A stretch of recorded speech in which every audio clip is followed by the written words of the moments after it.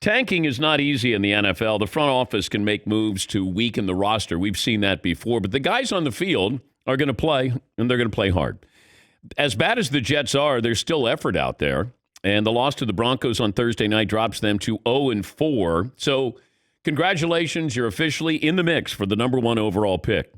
And maybe that's a silver lining for what is going to be, already started out to be a brutal season here. But, there's another team that's probably equally as bad. They share the stadium with the Giants. Even if you do get the top pick, that doesn't guarantee success. Remember in 2018, the Jets traded up for Sam Darnold. They thought they had found their quarterback. This year, the big prize, of course, is Trevor Lawrence out of Clemson. He seems great, but you never know, especially with the Jets. Tank or no tank, they're going to be in the mix for the top pick. Just don't think that there's any shortcuts to turning around this franchise anytime soon. And I'm watching last night, and I started to wonder, here you have Brett Rippon making his first start on the road in a short week, and you give up 37 points to the Broncos. That's bad. Once again, it's a rookie quarterback. He's never played. He wasn't drafted. He's on the road, his first start, a short work week, and the Jets allow 37 points. That's not easy to do. But Adam Gase is still employed as the head coach, and he was asked about what would he say to his critics. What would you say to fans who don't want to see you be the coach of this team past tonight? I know we're working to get this thing right. I mean, I'm not happy about this. I mean, I know we can play way better than this. I know we can not beat ourselves and do the things we're doing.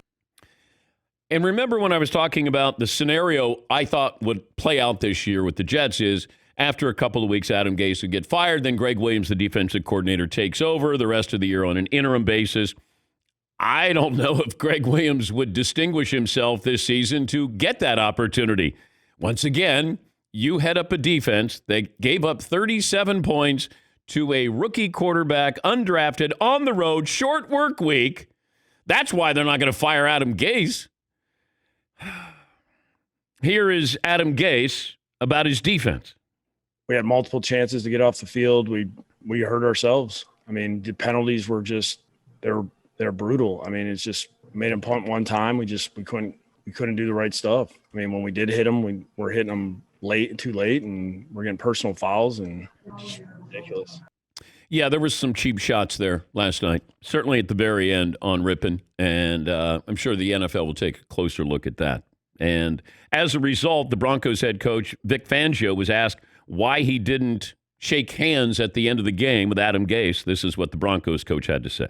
I just wanted to avoid any confrontation at the end of the game and having it get ugly there. So I tried to get our guys to leave quickly just to avoid anything happening there. I thought it was the prudent thing to do. Now, that's being an adult, because I think Vic Fangio was saying, I didn't trust myself if I went out there and confronted Adam Gase after that game last night. But the Broncos pick up a win, and the Jets fall to 0-4. If you'd like to get in touch with the program, you can a variety of ways. 877-3DP-SHOW. Email address dp@danpatrick.com. Twitter handle @DP-SHOW. Todd, I know you're dying to talk about the Broncos, so go ahead. You got all dressed up. You got your Broncos gear on. Go ahead. It was a nice win, and all right, I thought it was Todd. exciting. Oh, you got other things to say? I thought both teams fought hard. I know it was sloppy at times, and there was pick sixes and interceptions, and it got sloppy and ugly at the end with the hits on Rippon. But I thought both teams, for two 0-3 teams on a Thursday night, I thought there was some entertaining moments there. If the Broncos would have lost, I would have said the game sucked. Yes, McLovin.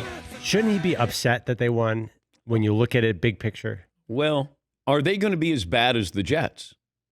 So if you do lose, are you going to lose enough? And I think they think a lot of Drew Lock here. Not that if they're on the clock and Trevor Lawrence is there, that they wouldn't strongly consider taking Trevor Lawrence. I just don't think the Broncos are going to be as bad as the Jets, but because the Jets are bad. You did have one moment there with Sam Darnold. That's as good a run as you're going to see a quarterback make. That was a spectacular run. But I think the big surprise was about 15 yards into it, I thought Sam Darnold was going to slide And I think all the defenders came up as if, okay, we can't hit him. And then, they had a casual approach to him, and then he just kept going. He's a great athlete. But that, I think, was embarrassing on the Broncos' part. They weren't going to touch him. And then they were sort of going to touch him. And then he's going to slide, and then he's not sliding. It's like, wait a minute here.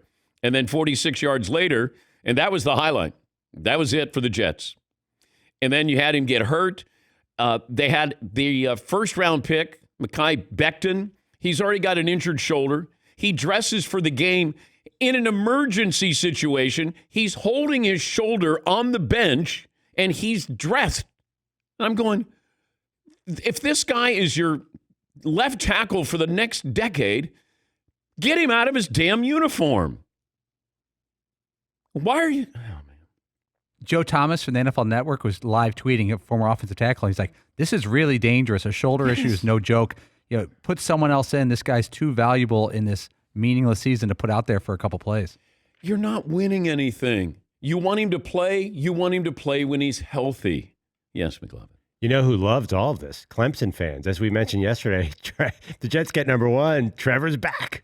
He's going to stay in college, maybe. If I'm Trevor, I wonder what Trevor Lawrence thinks when he watches bad football. Because in his mind, he's probably thinking, well, let me see, what's the roster look like? What's it look like in Detroit, Washington, the Jets, the Giants, Jacksonville? Or does he just say, I can't watch? Yes, Tom. Would you really stay in college because you're concerned about the team that's going to pick you first? Who knows what's going to happen the following year anyway? You could have a team just as bad, if not worse. Ultimately, you're going to go to a bad team because that's the whole idea about how you got the first pick in the first place. Well, I would pull an Eli Manning or John Elway. I mean, that's how you got John Elway. It is. He even threatened to play for the Yankees. Forget about the Colts. Trevor's going to threaten to play baseball.